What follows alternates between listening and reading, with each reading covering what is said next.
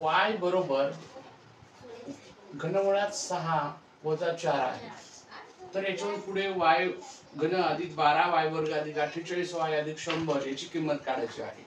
मग यासाठी महत्त्वाचं काय करायचं आधी की हा जो y असा ठेवून हा वजा 4 इकडे आणायचा, y अधिक 4 होईल तो आणि बरोबर घनमुळात 6 असं राहील. आता यावरून काय करावं लागेल, आपल्याला घनाचं उत्तर काढायचं आहे. तर मग काय करावं लागेल, y अधिक 4 कंसाचा घन बरोबर घनमुळामध्ये 6 त्याचा घन करावा लागेल.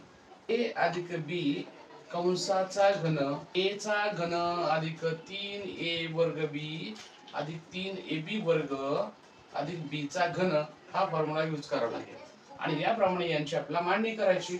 आणि यांची मांडणी करत असताना बघा, आता या ठिकाणी a चा घन म्हणजे या ठिकाणी y चा घन करावा लागेल, y चा घन.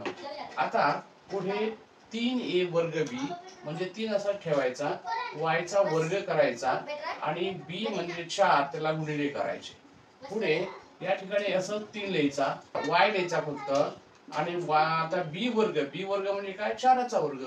पुढे b चा घन म्हणजे 4 चा घन बरोबर उजव्या बाजूला या घनामुळे हे घनमूळ चिन्ह निघून जाईल आणि ते संख्या राहील काय, फक्त 6.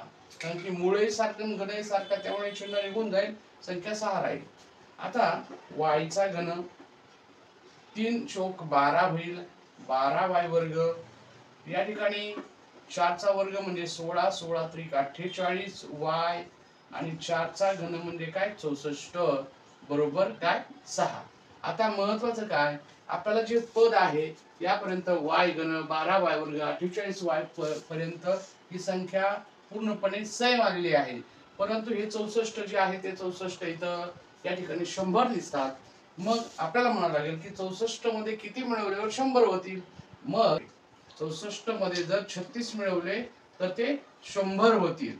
आणि नियम असा आहे, डाव्या बाजूमध्ये आपण 36 ची वाढ केली, मग उजव्या बाजूला सुद्धा 36 चीच वाढ करायची आणि मग इथं 100 झाले इथं, तेव्हा 36 मध्ये 6 मिळवले हे होतील 42. आणि मग आपल्याला असं म्हणता येईल की y घन अधिक 12y वर्ग अधिक 48y अधिक 100 म्हणजेच उत्तर काय आहे त्याचं, 42.